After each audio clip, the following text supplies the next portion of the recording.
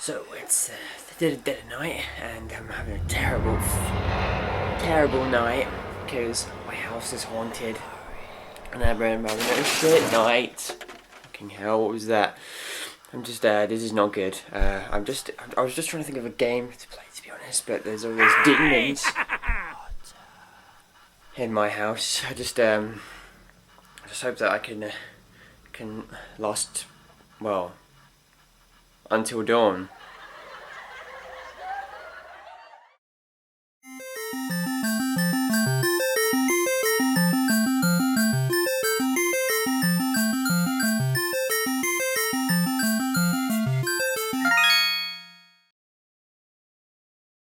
What is up, everybody? I am Iamfutureidiot and welcome back for another weekly video. Now, today I'm going to be talking about this game behind me, Until Dawn.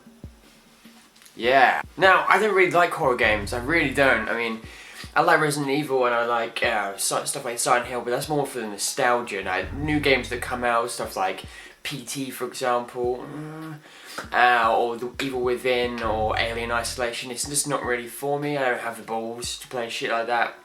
I'm just essentially like, I shit myself easily and I get put off really easy about stuff that was designed to scare you. But when it came to this, I saw the trailer and I thought, yeah, I don't think I'm going to be playing that. But then I kind of read into it a little bit more and found out that you're not really... It's a horror game, yeah, or maybe it's a horror game.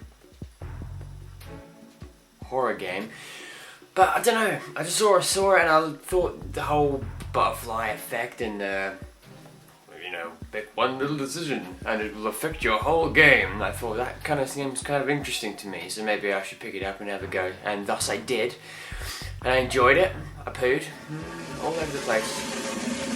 Walls, desk, and I thought it was great. I thought it was a good game. There's a lot to talk about with this game because it's not as you would expect. So what we got here? Right, what we got here actually is Until Dawn. This game was released on the 28th of August of 2015, so this is a relatively new game. It's a PlayStation 4 exclusive, so sorry Xbox users, but you're going to have to get a PS4 if you want to play this one. And you should want to play this one because this game is very interesting, because as far as it is a game, it's kind of like playing out an interactive movie, because this whole game is basically based on decisions that you make in the game that affect how your game plays out. And this could be anything from going down a specific path or changing the direction of a conversation two characters are having. It's anything really, and the game really pushes on this emphasis that a tiny decision you make at the beginning of the game could affect a massive plot development at the end of the game, which is really interesting. So you're always kind of wary about all the decisions that you make and how you interact with each character, because you don't play as one character. There's 8 characters in this game, and it sort of follows, you know, your standard, I'd like to say, teenage horror movie. 8 teenagers go into the woods, get chased by a maniac. It is that kind of not the most original story that you've probably heard of, but this is definitely a different take on it because you're in control of the decisions, which is why when I heard about this game, saw the trailer, thought it looked amazing, and I just wanted to see how all the characters would react after different decisions that I made as a player. Now, I also know what you're all thinking. You're all thinking, hey, Future Idiot, I just saw some QuickTime events in that clip just you put there. I don't like QuickTime events. Fuck this game. Now, usually I can kind of sympathise with this because personally I don't like QuickTime events. I think they're a bit unnecessary. Normally they're put within cutscenes, and this whole game is kind of like a cutscene. They are sprinkled everywhere. But whereas in other games such as maybe Resident Evil 6, for example, where you're sort of in a cutscene and you kind of want to relax in the action, and then suddenly QuickTime event, boom, you're dead! And that's really annoying. And this is sort of keeps you fixed. Your whole attention is always fixed to this game, which is another thing I like. I think it's just the nice little blend between QuickTime events and making decisions. And aside from that, there is also trying to find clues, because as I said, it's not quite as it seems. There is kind of like a maniac on the mountain, but that you kind of realise that thing. I'm not going to do any spoilers, obviously, because I'm not a dickhead, but trust me, when you pick this game up, you'll understand.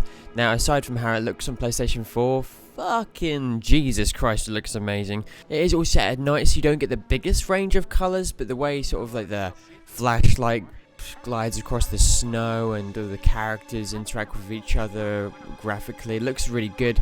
There is the creepiest shit facial capture though. The facial capture is really good, but I don't know, it's kind of creepy. There's end of chapter meetings with a psychiatrist. Now, I'm not going to say anything about them scenes because they are really clever, but just watch his face. Just seriously watch his face. He's the creepiest fucking bastard in this whole freaking game, even more than the maniac. It's cool. I love the facial capture. I think it's a great touch, but at times it can just be a little creepy how lifelike it is.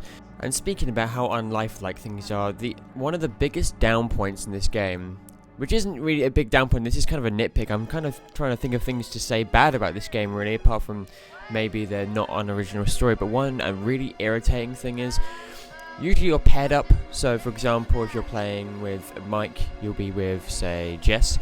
And as an AI, they are so irritating sometimes because they do not get the fuck out of your way. You'll be walking, and they'll literally be walking right in front of you like a fucking idiot, and you're literally trying to get immersed in this world of panic and fear and horror, and there's just some dickhead standing right in your way, and it's like, get the fuck out the way, please.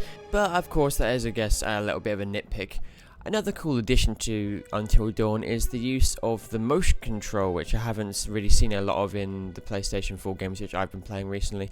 At the beginning of the game, you get the option to choose between traditional controls and motion controls. Personally, I went with the traditional controls. Maybe I'm the old school, but you can use the motion. You point the controller one way or the other to make the decisions that don't move, so keep your controller really still when someone's trying to find you, for example.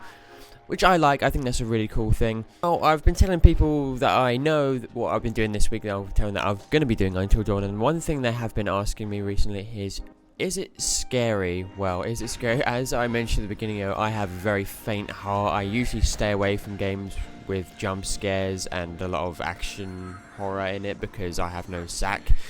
But is it scary? I like to say it is pretty scary.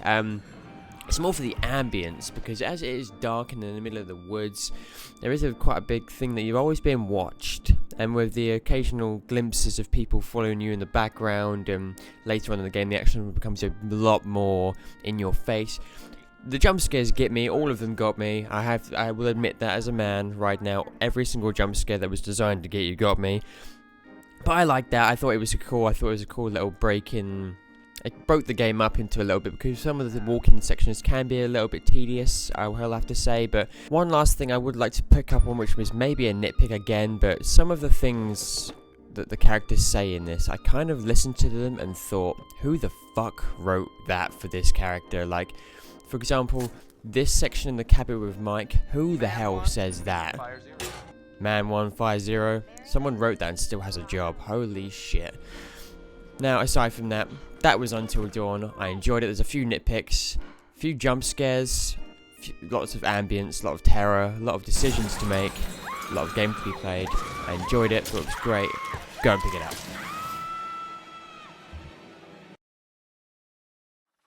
Pick this game up! Do it. Pick the game up. Go into your local retailer and pick this game up. It's such a fucking good game to play. Especially you can play with people as well. I mean, you can play it with other people and they can help you make the decisions. You can go through the whole game. You don't have to kill anybody. You can try and survive until dawn. Or you can get through and maybe there's a character which you don't really like, Emily, and you can just kill her off because she's a bitch. But it's up to you. Completely up to you. The whole game is based on your decisions. It's great. Now, I enjoyed making this video. I enjoyed playing this game for you guys. So if you like the video, make sure to like and subscribe.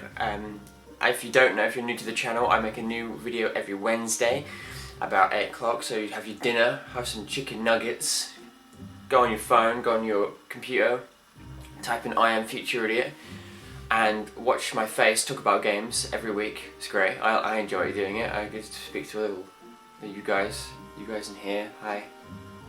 How you doing? Anyway, blabbering on now. I will see you guys next week. Have a great rest of your week and take care. Later. What's English? Really good game. You know, fucking hell, I can't get past that. As I said, I make every video. Fuck you. As far as it, do, because there's trophies and all that kind of stuff that keeps you along. Fuck, I'm talking about. Emily's a dick. I don't like it very much. Choices. Do I have tea or coffee? Do I kill a man? Do I not kill a man?